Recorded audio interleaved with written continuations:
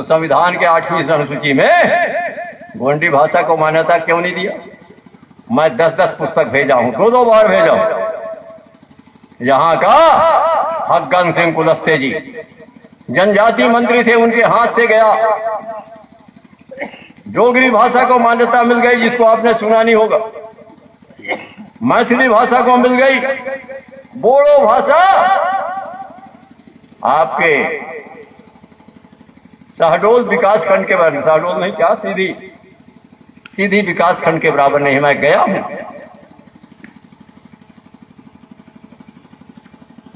और आपके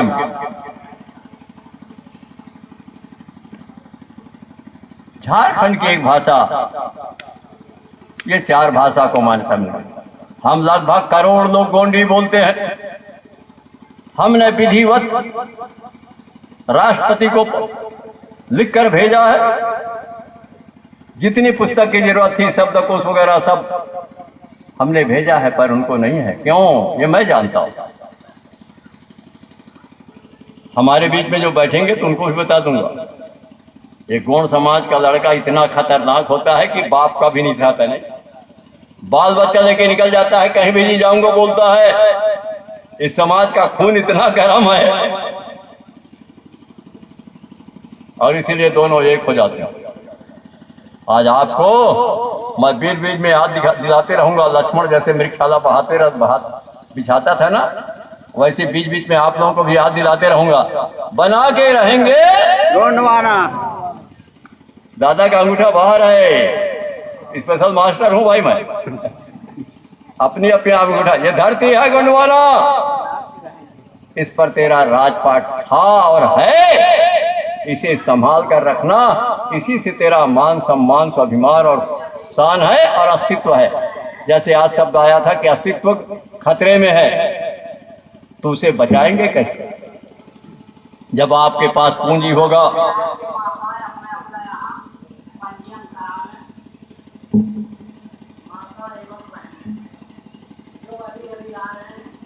उधरी से पंजीयन आप लोग कर लिया करें भैया। अभी कम से कम मेरे भाषण देते तक कि आप वहां से माइक नहीं बोलेंगे।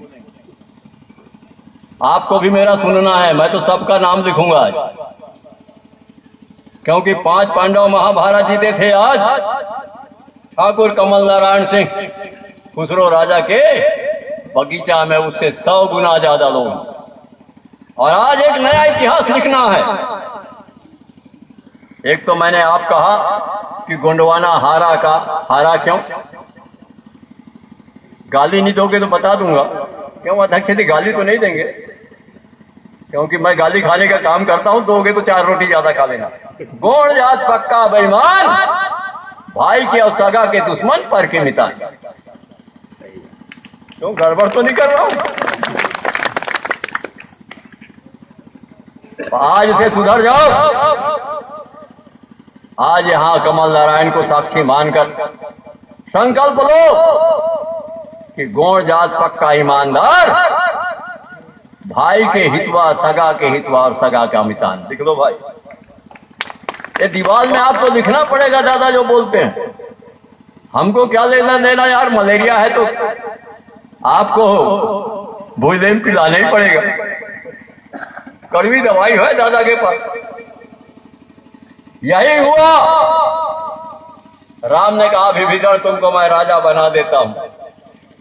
मरा नहीं है रावण, राज तिलक कर दिया। वारे राम। सुग्रीव तुमको मैं राजा बना देता हूं। छोटे भाई फूल गए, मैं राजा बनूंगा। वैसी हाल इस समाज का।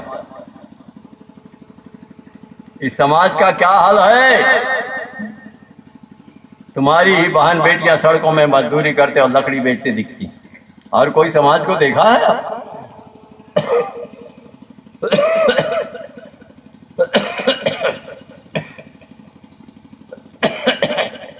जब गोंडवाना का राजा था तो अटरिया में रहते थे गोंडों की टुरिया। आपकी राजकुमारियां अटारियों में रहती और आजकल सड़कों में दिखती। ये साहित्य है, ये भी एक साहित्य है। साहित्य माने खाली गीत और गोविंद नहीं होता। कड़वी साहित्य यही है। जो अपनी इज्जत नहीं बचा पा रहे हैं उसका क्या साहित्य होगा? जिनके पास पैसे नहीं वो क्या साहित्य और विकास का सृजन करेगा? संस्कृति कैसे निर्माण करेंगे? तो पहला लकीर है मेरा आज का कि गरीब के घर पैदा होना कोई गलत बात नहीं है, पर गरीब रह के जीना और गरीब रह के मरना सबसे गलत बात है। नीचे हीरा सिंह मरकाम लिख दीजिएगा और अपने अपने घर के दीवारों में लिख दीजिएगा। ये महामंत्र आपको बहुत ऊपर ऊंचा विकास की ओर ले जाएगा। ये महामंत्र है। नहीं समझ में आएगी तो फतेह बहादुर भैया को लगा दूंगा। 10 रुपया रोजी बचाकर आप सड़क में मनरेगा में काम इसलिए करते हैं कि मजदूरी मिलेगा, पैसा मिलेगा। दुकान इसलिए चलाते हैं, पैसा मिलेगा।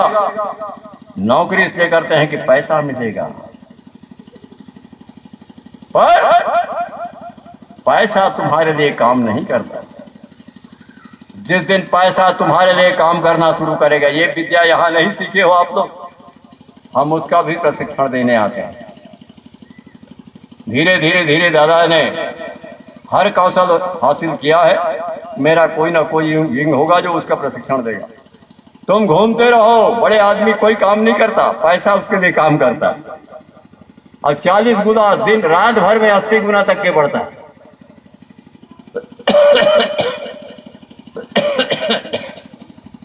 हम पैसे के लिए काम करते हैं, पैसा हमारे लिए काम नहीं कर रहा है। जिस दिन आप लोग यदि दादा के रास्ते में चलोगे, पैसा आपके